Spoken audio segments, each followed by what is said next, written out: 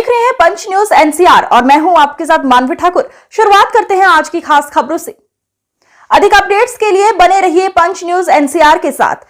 Channel को like, share, subscribe करें और बेल आइकन दबाना बिल्कुल न भूलें। जोधपुर जालोरी गेट स्थित ब्यास हवेली बैंक्वेट हॉल में जालोरी गेट चौक सनी रोड व्यापारी समिति द्वारा जोधपुर व्यापार महासंघ के नवनिर्वाचित पदाधिकारियों का सम्मान समारोह आयोजित किया गया। अध्यक्ष सुरेंद्र कुमार ब्यास एवं सचिव महेश मंत्री ने बताया कि हाल ही में जोधपुर व्यापार महासंघ के नवनिर्वाचित पदाधिकारी, जिसमें अध्यक्ष नवीन सोनी, सचिव डॉक्टर अस्मिता शाह, सह सचिव सुधीर सारडा, सह कोषाध्यक्ष महेश मंत्री के साथ सुरेंद्र कुमार व्यास, अनिल गोयल, प्रमोद सोलंकी, अशोक इत्यादि का माल्यार्पण कर दुपट्टा उड़ाकर साफा पहनाकर स्मृति चिन्ह भेंट कर किया।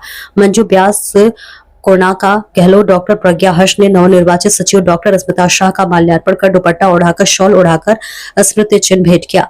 आयोजित सम्मान समारोह में सुरेंद्र कुमार व्यास, महेश मंत्री अजित सिंह देवड़ा, राजकुमार सोनी, सोहन मुथा, राजेंद्र व्यास, नंदकिशोर मुंदड़ा, राजकुमार भागचंदानी, सलीम मोयल, हरीश खत्री, किशन मेड़तिया, उत्तम प्रकाश अरोड़ा, श्याम सुंदर सोलंकी, मनोज जैन, ओम प्रकाश खंडेलवाल, विक्रांत दवे, मनीष जायसवाल, मनीष राठी, जावेद लोकेश धारीवाल, गजेंद्र देवड़ा, विष्णु पवार, महेंद्र जितेंद्र भंडारी, महेंद्र शर्मा, रिजवान अंसारी, अभिषेक अरोड़ा, मंजू व्यास को नाका गहलोत, डॉक्टर प्रज्ञा हर्ष के साथ सभी जालोरी गेट चौपसानी रोड व्यापारी बंधु व स्टाफ उपस्थित हुए। जोधपुर व्यापार महासंघ के अध्यक्ष सोनी ने अपने उद्बोधन में अध्यक्ष पद पर सुशोभित करने पर सभी व्यापारी सदस्यों का साधुवाद प्रदान किया। तत्पश्चात व्यापारी वर्ग के हितों को ध्यान में रखते हुए कार्यों का आश्वासन दिया। जालोरी गेट चौपसानी रोड व्यापारी समिति के अध्यक्ष व्यास ने अपने उद्बोधन में आने वाले आगामी बाबा का मेला में 3 दिवसीय भंडारा, 15 अगस्त दशहरा मेला में पुष्प वर्षा एवं दीपावली त्योहार का भव्यता से मनाने के लिए संगठन में ही की तर्ज पर व्यापारी वर्ग से सहयोग की अपील की। मंच का सफल संचालन राजकुमार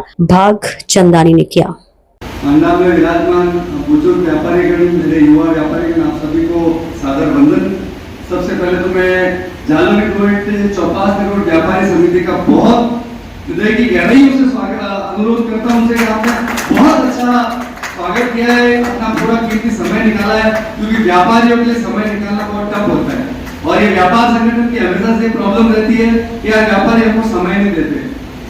मैं ज्यादा समय नहीं लूंगा, मैं आपको बहुत सटीक बात करना चाहूंगा कि ये जो जालोरी गेट चौपासी रोड व्यापारिक समिति है, ये हम सब ने मिलकर बनाई है, लेकिन इस समिति का जो संगठन है वो तब मजबूत होगा जब हम उनको सहयोग करेंगे।